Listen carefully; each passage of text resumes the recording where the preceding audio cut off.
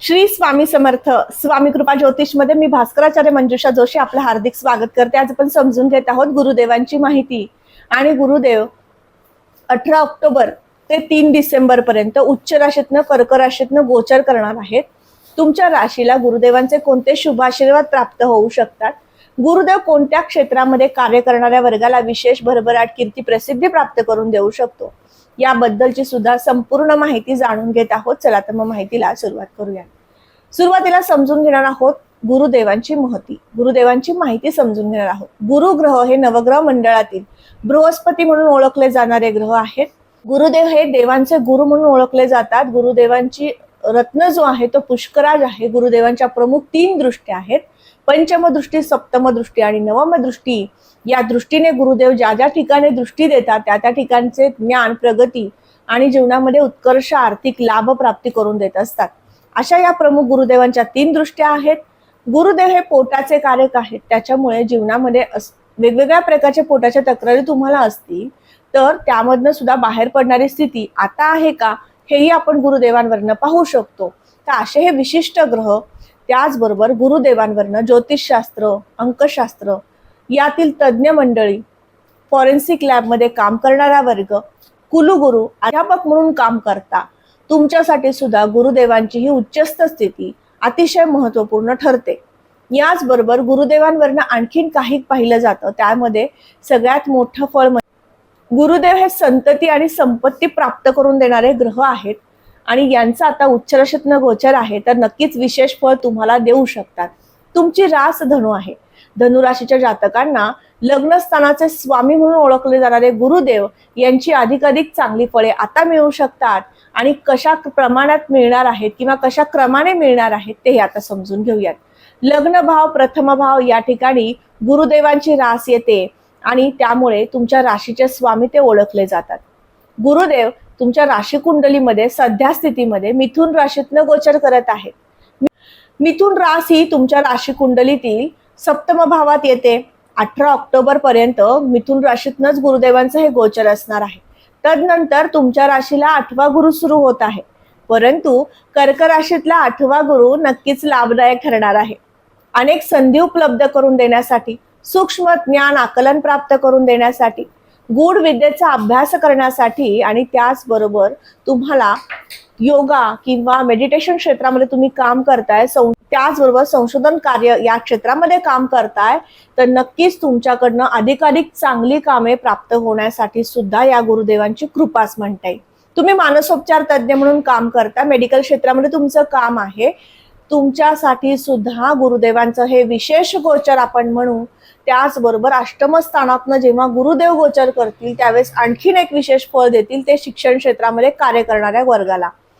तुम्ही मेडिकल क्षेत्रामध्ये शिक्षक म्हणून काम करता किंवा कुठल्याही प्रकारचं शिक्षण, ज्ञानदानाचं कार्य तुमचं असेल तर तुमच्यासाठी एक विशेष संधीचा काळ आपण म्हणू, गुरुदेवांची कृपा.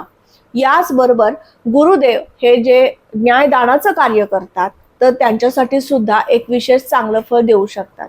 गुरुदेवांच्या प्रमुख 3 दृष्ट्या ज्या ज्या ठिकाणावरती येणार आहेत त्या त्या ठिकाणचे सुद्धा अधिकाधिक चांगले फळ गुरुदेव आता देणार आहेत. गुरुदेवांची पंचम दृष्टी जी आहे ती 12व्या घरावर येते. 12वं घर कशाचं आहे? खर्चाचं आहे, अतिरिक्त खर्चाचं आहे, परदेशात जाण्यासाठी पाहिलं जातं, कुठल्याही प्रकारच्या व्यसनासाठी सुद्धा पाहिलं जातं. आता तुम्ही जर व्यापारी वर्ग असाल आणि तुम्ही तंबाखूचे व्यापारी असाल तर नक्कीच तुमच्यासाठी अष्टम स्थानातील गुरुदेवांची स्थिती उत्तम म्हणता येईल. त्याचबरोबर 12व्या घरावरती जेव्हा गुरुदेवांची दृष्टी येते त्यावेळेस तुम्हाला स्वतःला आत्मज्ञान प्राप्त होतं. मी किती उपासना केली पाहिजे, उपासनेची तीव्रता कमी जास्त होतीये, माझ्याकडनं बैठक कमी पडतीये, या सगळ्या गोष्टीचं ज्ञान प्राप्त होणं आणि त्यामध्ये वाढ कशी करता येईल यासाठी तुमचा प्रयत्न होणं, असे चांगले फळ गुरुदेव अष्टमात आल्यानंतर देणार आहेत. गुरुदेव अष्टमात आहेत त्यामुळे तुम्हाला आता एक आणखीन चांगलं फळ मिळतं. ज्यांना परदेशात जायचंय त्यांच्यासाठी, MNC कंपनीमध्ये जॉबसाठी ट्राय करताय, या दरम्यान तुम्ही त्या प्रयत्नांना अधिक वाढवायचं आहे. त्या प्रयत्नांना यश देणारी स्थिती गुरुदेवांच्या कृपेने आहे. त्याचबरोबर तुम्हाला बाहेर देशात तुम्ही राहताय, PR चं काम तुमचं होत नाहीये, तुम्हाला सांगू इच्छिते आता विशेष प्रयत्न आणि त्या प्रयत्नांना फळ आलेलं दिसून येणार आहे. हे झालं अष्टम भावात असणाऱ्या गुरुदेवांचं पंचम दृष्टीने 12व्या घराला पाहिल्यामुळे मिळणारं फळ.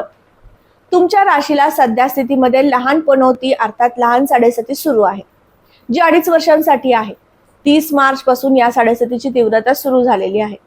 आता तुम्हाला सध्या स्थितीमध्ये असणारी साडेसाती, त्यातनं अष्टमातलं गुरूंचं गोचर, म्हणजे कुठल्या प्रकारचं तरी तुम्हाला कर्ज होणं साहजिक आहे. या दरम्यान वास्तू वाहन खरेदीचे योग उत्तम आहेत, त्यामुळे त्यासाठी तुमचं खर्च होऊ शकतो, कर्ज होऊ शकतो. त्या माध्यमातून काही अंशी का होईना तुम्हाला कर्ज होण्याची शक्यता आहे.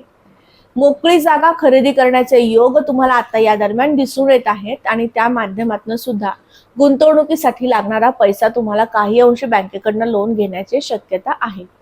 मग यामध्ये जो काही तुम्ही आता कर्ज घेणार आहात, ऋण होणार आहे, ते ऋण लवकरात लवकर फिटण्यासाठी, परत होण्यासाठी काही उपासनेच्या माध्यमात आपल्याला निवडावं लागणार आहे. दुसरी गोष्ट म्हणजे गुरुदेवांची जेव्हा सप्तम दृष्टी धनस्थानावर जाते त्यावेळेस कौटुंबिक जबाबदाऱ्या वाढतात. तुम्ही ज्या कुटुंबामध्ये राहता, प्रमुख म्हणून तुम्ही त्या कुटुंबाचे आहात, तर तुम्हाला तुमच्या कुटुंबातील प्रत्येक व्यक्तींची मनधरणी करणं किंवा प्रत्येक व्यक्तींना समजून घेणं, प्रत्येक व्यक्तीच्या जीवनामध्ये ज्या सुरू असणाऱ्या घडामोडी आहेत यामध्ये सुद्धा हस्तक्षेप करून त्यांना मार्गदर्शन करणं, त्यांच्या अडचणीत त्यांना बाहेर काढणं, असे सुद्धा योग आता या दरम्यान येऊ शकतात. हे शुभ अशुभ परिणाम तुम्हाला आता आपण म्हणू तुम्हाला मिळणार आहेत. धनस्थान हे कुटुंबस्थान, वाणीस्थान आहे. नेत्रविकार, वाणीचे विकार, वाणीतले दोष आपण या ठिकाणावर जसे पाहतो तसे चांगले फळ सुद्धा पाहतो. उत्कृष्ट वक्तृत्व तुम्हाला देण्यासाठी गुरुदेवांची कृपा होऊ शकते. तुम्ही काउन्सिलिंग क्षेत्रामध्ये काम करता, मानसोपचार तज्ज्ञ तुम्ही असाल तर नक्कीच तुमच्याकडनं पेशंटला जे हवे आहेत किंवा त्याच्या जीवनामध्ये ज्या काही गोष्टी घडून गेलेल्या आहेत त्यामुळे तो मानसिक तणावाखाली आहे, त्याला बाहेर काढण्यासाठी तुमच्याकडनं उत्तम त्याला होऊ शकतं आणि त्या माध्यमातून तो लवकर बाहेर येऊ शकतो. गुरुदेवांची नवम दृष्टी जी आहे ती चतुर्थ स्थानावरती केंद्र स्थानावर येते. केंद्र स्थानामध्ये असणारी मीन राशी, या ठिकाणी शनिदेव उपस्थित आहेत. तुम्हाला लहान साडेसाती शनिदेव देत आहेत, ते केंद्रातनं गोचर करतायत. मग शनिदेवांची जी तीव्रता आहे साडेसाती देणारी, जी अशुभ फळे तुम्हाला शनी महाराज देत आहेत, महत्वाकांक्षा वाढवतायत, तितक्याच तुम्हाला त्या महत्वाकांक्षा पूर्ण होऊ देत नाहीयेत, असे अशुभ फळ तुम्हाला सध्या स्थितीमध्ये मिळत असेल. याचबरोबर मातृसौख्य तुम्हाला मिळत नाहीये, वास्तू खरेदी करायची आहे, वाहन खरेदी करायचंय, पण योग्य पद्धतीने त्यासाठी व्यवहार होत नाहीयेत, असे अशुभ फळ तुम्हाला आता सध्या स्थितीमध्ये मिळत असेल तर गुरुदेवांच्या कृपेने, त्या दृष्टीने, गुरुदेवांची जी ज्ञानदृष्टी आणि जी आपण शुभ दृष्टी म्हणतो, नवम दृष्टी, ती या चौथ्या घरावर आल्यामुळे तुम्हाला महत्वाकांक्षा प्राप्त होईल, योग्य डिसिजन तुमच्याकडनं होईल आणि वास्तू आणि वाहनाचं सुख प्राप्त होईल. राशी कुंडलीतील चतुर्थ भावावरती गुरुदेवांची दृष्टी आल्यामुळे तुम्हाला जी वास्तू हवी होती किंवा वाहन खरेदी करायचं होतं त्याच्यामध्ये तुम्हाला डिसिजन होत नव्हते, आता ते होऊ शकतात. शनी महाराज या ठिकाणी आहेत, त्यामुळे अडथळे अडचणी येत आहेत, त्यातनं तुम्ही बाहेर पडू शकता. याचबरोबर तुमच्या आईचं सुख तुम्हाला मिळू शकतं. त्यांच्यासोबत काही मतभेद होते, ते मतभेद आता संपुष्टात येऊ शकतात, कमी होऊ शकतात. या पद्धतीने सुद्धा गुरु महाराजांची कृपा नवम दृष्टीने चतुर्थाला पाहिल्यामुळे मिळणार आहे. चौथं घर हे महत्वाकांक्षेचं आहे, उत्साहाचं आहे, आत्मविश्वास प्राप्त करून देणारं आहे. या ठिकाणी गुरुदेव दृष्टी देतात, त्यामुळे कुठल्याही क्षेत्रामध्ये तुम्ही काम करता, तुमचा तो कर्माचा भाग आहे आपण असं म्हणू, त्यामध्ये नक्कीच तुम्हाला ज्ञानदृष्टी देण्याचं कार्य गुरुदेव करतील. योग्य डिसिजन घेण्याची ताकद तुमच्यामध्ये आणतील आणि तुम्हाला संघर्षातनं बाहेर काढतील. अशा पद्धतीने गुरुदेव पंचम दृष्टी, सप्तम दृष्टी आणि नवम दृष्टीने या स्थानांना पाहिल्यामुळे मिळते. चतुर्थ स्थान हे केंद्रस्थान आहे, सुखस्थान आहे.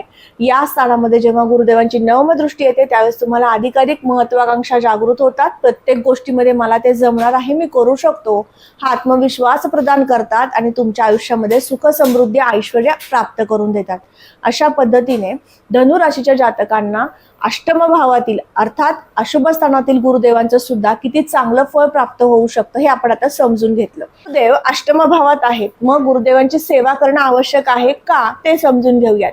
अष्टम भाव हे अधिक चिंतेचं सुद्धा आहे, कारण ते अशुभ भाव मानलं जातं, त्रिक भाव मानलं जातं. या ठिकाणी गुरुदेव जातात त्यावेळेस त्या ठिकाणचं फळ एक अशुभ देऊ शकतात, ते म्हणजे कुठल्याही बाबतीमध्ये अतिरिक्त चिंता, काळजी वाढवतात. अर्थात ती गोष्ट तुमच्या जीवनामध्ये किती महत्त्वपूर्ण आहे त्यावरती डिपेंड आहे, तुम्ही त्यावरती किती विचार केला पाहिजे. त्यामुळे आता मेडिटेशनचं माध्यम निवडायचं आहे. गुरुदेवांचा जप करायचा आहे. रीम नमो नारायणा या मंत्राचा जप केला तरी चालेल, रीम गुरुवे नमः या मंत्राचा जप केला तरी चालेल, किंवा रोजच्या दिनचर्येमध्ये तुम्हाला एकदा विष्णू सहस्रनामाचं पठण केलं तरी सुद्धा चालणार आहे. गुरुदेवांची कृपा प्राप्त करून घेण्यासाठी, गुरुदेवांचं तुमच्या आयुष्यामध्ये बळ प्राप्त करून घेण्यासाठी आणि जीवनामध्ये आनंद, उत्साह, संपत्ती, संतती, ऐश्वर्य, ज्ञान आणि कीर्ती, प्रसिद्धी प्राप्त करून घेण्यासाठी. आज आपण समजून घेतलं धनुराशीच्या जातकांना गुरुदेव उच्चस्थ झाल्यानंतर कोणती चांगली फळे मिळणार आहेत आणि का. गुरुदेव तुमचे राशी स्वामी आहेत, गुरुदेव उच्चितनं गोचर करतायत, अष्टम भावातनं गोचर करतायत, अधिकाधिक चांगली फळे ते देणार आहेत, हेही माहिती आपण आता समजून घेतली. तुमच्या दैनंदिन जीवनशैली व्यतीत करताना काही अडचणी येत आहेत, समस्येतनं जावं लागतंय, मार्गदर्शनाची आवश्यकता वाटतेय, मला नक्की संपर्क करू शकता. त्यासाठी खाली मी माझा व्हॉट्सअप नंबर दिलेला आहे, त्यावरती जन्मतारीख, वेळ, जन्म ठिकाण ही माहिती पाठवायची आहे आणि त्या माध्यमातून अपॉइंटमेंट फिक्स करायची आहे. निवडा आणि त्या माध्यमातून तुम्ही तुमचे प्रश्न विचारू शकता. पुन्हा भेटूयात अशाच माहितीसह. तोपर्यंत मी आपली रजा घेते. श्री स्वामी समर्थ. जय जय स्वामी समर्थ. रामकृष्ण हरी.